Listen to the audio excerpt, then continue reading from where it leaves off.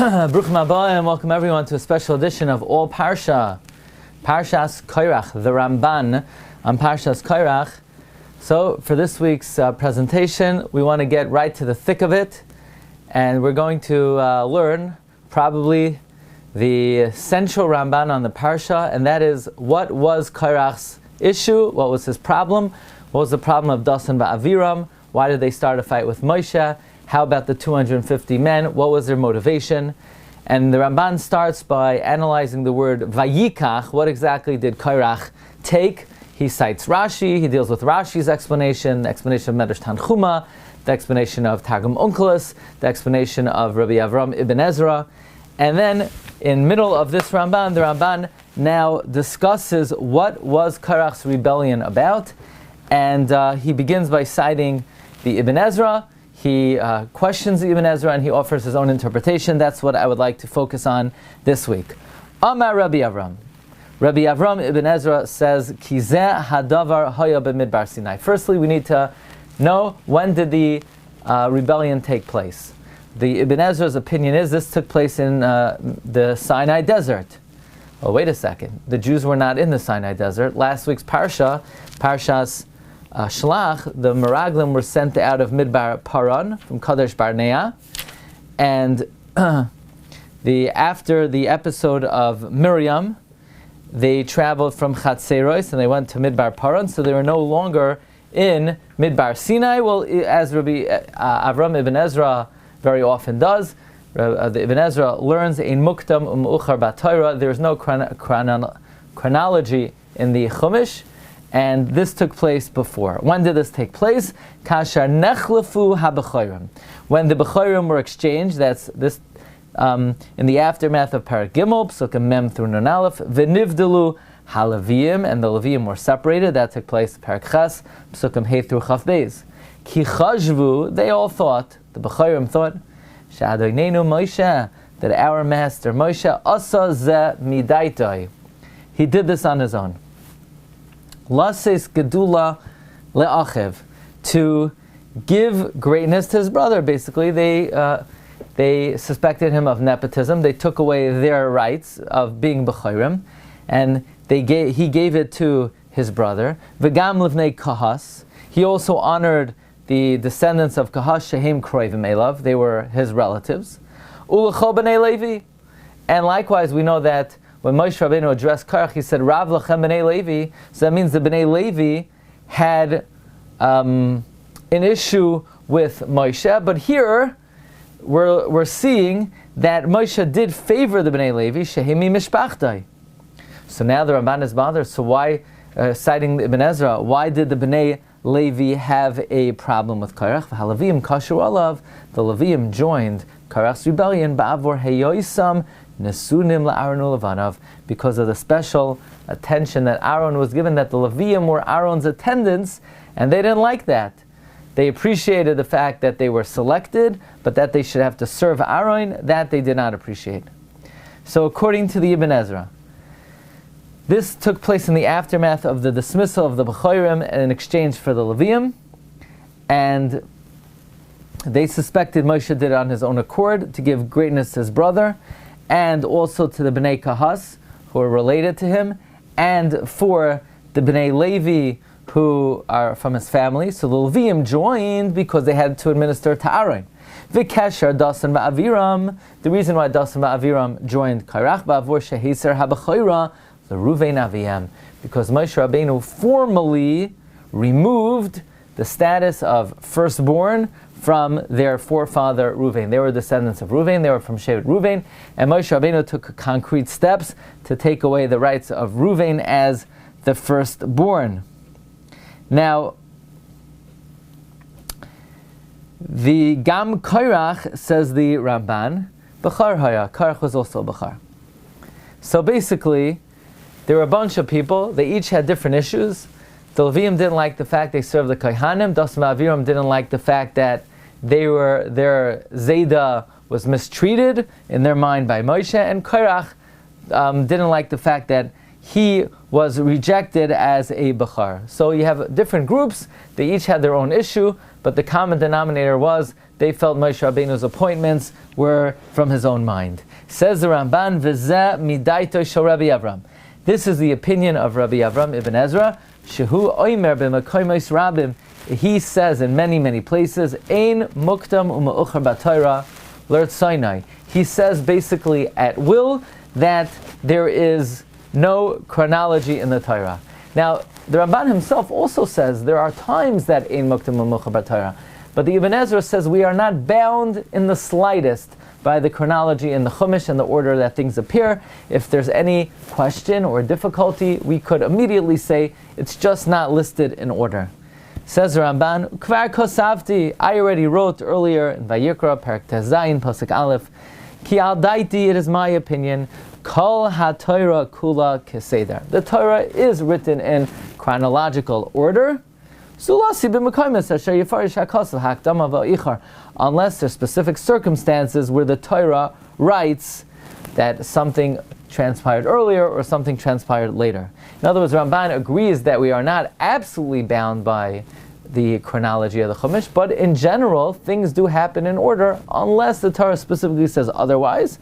And even when the Torah does specifically say otherwise, v'gam sham l'tzarech inyan or l'tamnach, and even when the Torah does say and does require us to say otherwise, it's for in a reason and a very correct logic. In other words, we cannot at a whim just say that the Torah is not written in order.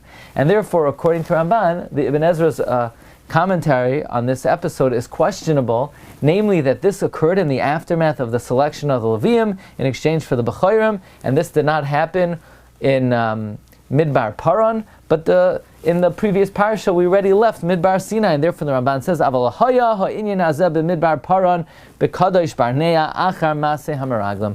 Therefore we are required to say, and in the Ramban's opinion, this transpired not in Midbar Sinai, but rather in Midbar Paran in Kadesh Barnea after the episode of the Meraglim. And therefore the Ramban says in his pshat, Hanachain behamedrish, the correct way to, and this is not just Ramban's pshat, but this is taught by the Medrash Tanchuma, and that is Korach had a problem with what transpired, not in the selection of the Levium, but rather in the selection of the Nesius of Elit Safan. We know that Kahas had 4 sons, Amram, Yitzhar, Chevron, and Uziel. Amram's was the oldest of Kahas, and his children, Moshe, was the Melech and the leader, and Aaron was the Kohen Gadol. And presumably the next in line would have been the son of Yitzhar, which is Korach.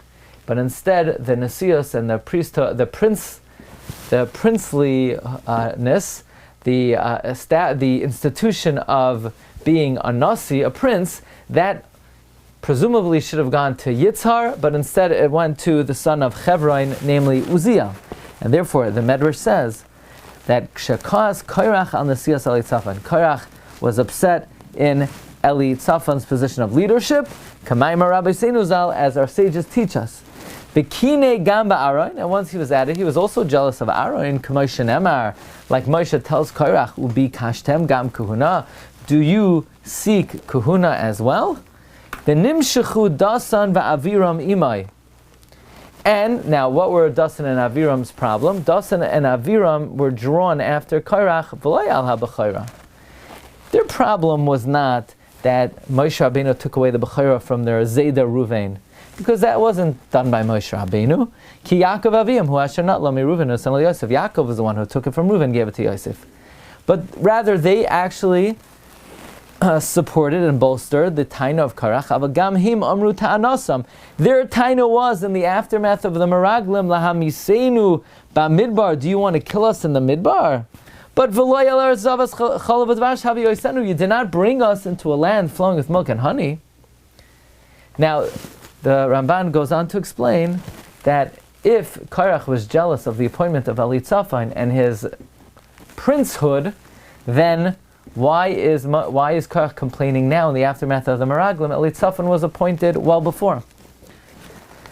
So the Ramban says this was for political reasons. Basically, before, when they were in Midbar Sinai, Moshe Rabbeinu had the favor of the people. And now in the aftermath of the Meraglim, when so many Jews died, Korach felt the climate was such that he would have support from the people. V'hinei Yisrael b'yoisam b'midbar Sinai, Klal Yisrael, when they were in the Sinai desert, lo eira lohem shumra, nothing bad happened to them. Ki gam b'dvar ha'egel, even when they made the egel, shahachid gadol. Gadol yimafursim was a great, obvious, and well-known sin. Hayu ha'mesim mu'atim, there were very few who died. There were only 3,000 Jews died. And v'nitzlu b'tfilas shel Moshe, they were saved because of the prayer of Moshe. Moshe stood up for them. Moshe went to bat for them.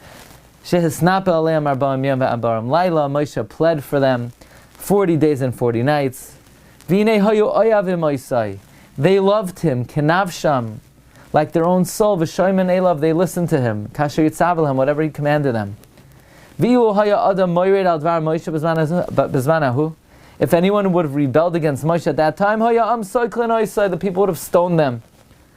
And therefore, when Elitzaphan was appointed, Korach bit his lip, because nobody could stand up against Moshe. Moshe had the favor of the people. Korach tolerated Aaron's appointment. And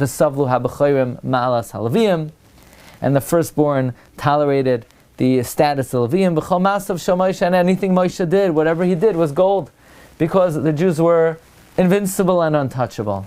And therefore things were good, and Moshe could not be challenged. Aval bevoyim b'midbar Paran. But once they got to Midbar Paran, v'nisrafu be'ish Tavera, and Jews were burnt up in the fire of Tavera, Perak Yud Aleph, Psukim Aleph through Gimel. Umeisu b'kibros hatava rabbim, and many died at kibros hatava because of their desire. V'chasher chotu b'meraglim, and then they sinned at the Meraglim, and there was a decree against them that they would not go into Eretz Yisrael, and Moshe didn't daven for them. And in the opinion of the Ramban, Lo Yispala Moshe Aleim, Moshe didn't daven for them. V'lo bitel hagzer mehem, and he did not abolish the decree. Umeisu kol nesiyei hashvatim b'magefa lefnei Hashem, and all the nesiyim died in a magefa before God. V'nigzar, so now the Jews are not going into Israel. Many had already died in Tavera and Kibros HaTaiva.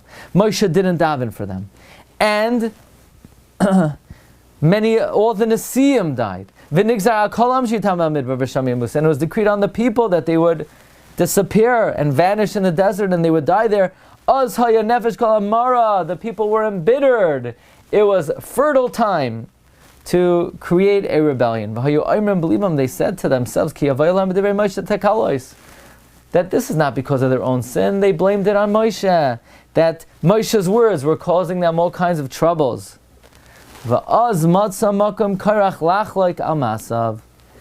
was the opportune time for Korach to dispute the actions of Moshe. And Moshe and Korach thought that the people would listen to him. This is what Dasan Va'avira meant. Lahamisenu ba'midbar. You brought us to kill us in the desert. Amru, they said, you brought us to this bad place. You never fulfilled that which you vowed. Not only didn't you give us a land flowing with milk and honey, you didn't give us a land at all. We're going to die here. We'll vanish here. Then they said, you know what, you claim our children are going to go into Israel, nah, they'll die here also. It's the same way the promise you made to us to bring us into Israel was unfulfilled, it will remain unfulfilled to our children. This is